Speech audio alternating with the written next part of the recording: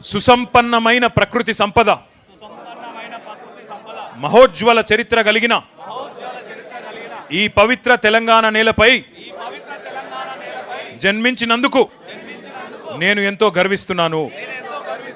కేసీఆర్ గారి నాయకత్వంలో ఎందరో అమరవీరుల త్యాగాలతో సాధించుకున్న తెలంగాణ దశాబ్ద కాలంలోనే సమగ్ర అభివృద్ధి సంక్షేమాలతో సస్యశ్యామలంగా వర్ధిల్లింది.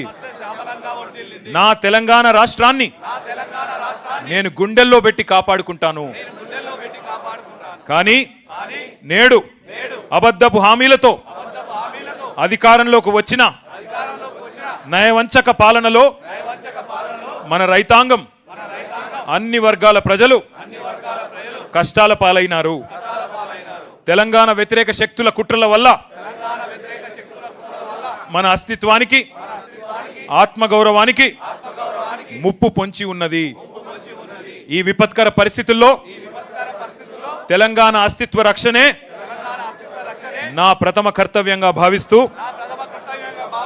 మరో ప్రజా పోరాటానికి నన్ను నేను పునరంకితం చేసుకుంటున్నాను. తెలంగాణ తల్లి సాక్షిగా, భారత రాజ్యాంగ నిర్మాత బాబాసాహెబ్ అంబేద్కర్ సాక్షిగా, తెలంగాణ అమరవీరుల సాక్షిగా, గౌరవనీయులు కేసీఆర్ గారి నాయకత్వంలో తెలంగాణ వ్యతిరేకుల కుట్రలను ఛేదిద్దాం, మన తెలంగాణను రక్షించుకుందాం అనే నినాదంతో నిరంతరం ఉద్యమిస్తానని మనస వాచ కర్మన ప్రతిజ్ఞ చేస్తున్నాను. జై హింద్, జై తెలంగాణ, జై కేసీఆర్.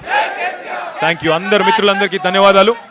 నాకు సిరిసిల్ల వెళ్ళేది ఉన్నది, అక్కడ కూడా ఆవిర్భావ దినోత్సవం సందర్భంగా కార్యక్రమాలు ఉన్నాయి. కాబట్టి దయచేసి నాకు పర్మిషన్ ఇవ్వాల్సిందిగా కోరుతూ ఈరోజు ఈ కార్యక్రమాన్ని అద్భుతంగా నిర్వహించిన మా సోదరుడు, కవి, గాయకులు, శాసన మండలి సభ్యులు దేశపతి శ్రీనివాస్ గారికి